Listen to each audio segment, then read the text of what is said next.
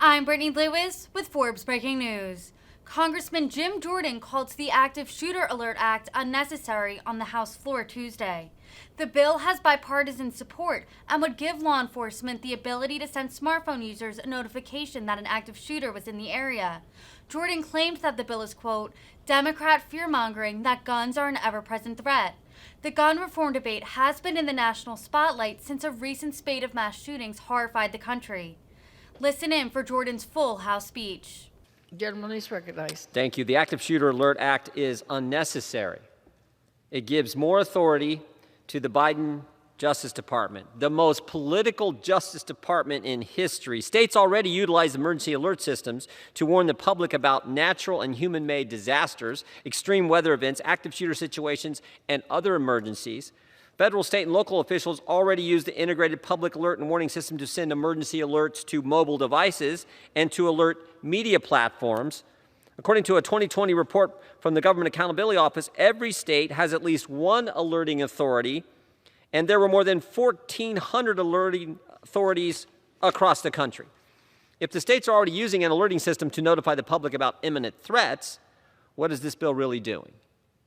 What is this bill really about?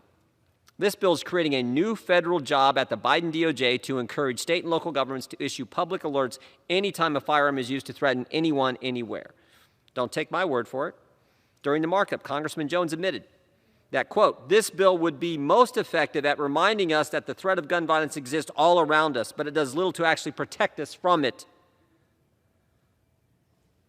This bill would be most effective in reminding us that the threat of gun violence exists all around us, but it does little to actually protect us from it. That's right. This bill is about Democrat fear-mongering that guns are ever-present threat, and we cannot be safe until big government rounds up every last gun. In fact, Congressman Jones went further and called on the committee to consider another bill that would ban assault weapons. The Democrat chair of the committee followed up by voicing his support for that very concept.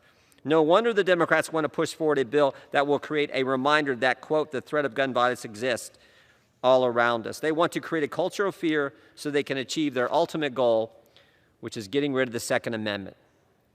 If they really wanted to improve emergency alerts for active shooters, we would be moving a bill to improve the iPaul's wireless emergency alerts that are sent to mobile devices.